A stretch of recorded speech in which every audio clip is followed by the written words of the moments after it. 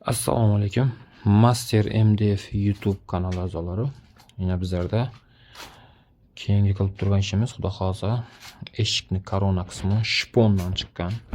Ya'ni polностью orex yong'oq svet shpondan qilib berganmiz bu koronalarni. Ko'rinishi shunday stilda. Ya'ni koronani o'zini ham shpon yopishtirganmiz, chiroyli chiqishi uchun. Shuni xuddiki yong'oq daraxtining taxtasidan yasalganini qilib berganmiz. Bu MDF yopishtirilgan bu narsa. Shuni ko'rinishda bunga уже gruntovka dolgularni sepganmiz. Bu o'zining original rangi, dim chiroyli, xushro'y bo'lib chiqqan.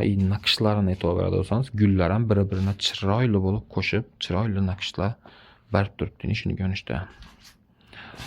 Bu tarafda esa stupenkamiz, ya'ni lestnitsaning stupenkasini ham orex svet shpon qilib berganmiz. Yong'oq daraxtining teksturasi ham chiroyli qilib berganmiz. Shunday ko'rinishda.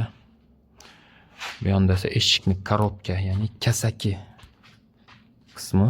Shunday ko'rinishda bu kasakisining esa noodatiy, ya'ni yon atroflarini ham polностью shpon yopishtirganmiz, чтобы yong'oq daraxtining taxtasidan tuzalganning bo'lib ko'rinishi uchun. Shunday ko'rinishda dim chiroyli chiqqan bu narsamiz yana.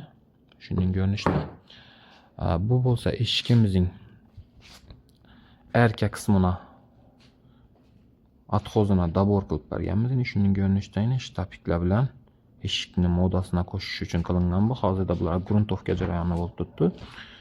Bu tarafda bo'lsa eshiklarimiz krashinli massiv, ya'ni som eshiklarimizni zamok qo'yish va korobkaga qo'yish jarayonlari bo'lib turibdi. Shunday ko'rinishda. Bu tarafdan zamoklarni ham chiroyli, sifatli qilib o'rnatib berdim. Shuning hech qanday uchmagan, qirchilmagan, yana bo'lsa tayyor holati eshikni. Shunday ko'rinishda. Kim shunday sifatli MDF eshik, kuxniy mebel yoki umuman korpusnoy mebel yoki lestnitsa xizmatlariga bo'lsa bemalol murojaat qilishingiz mumkin.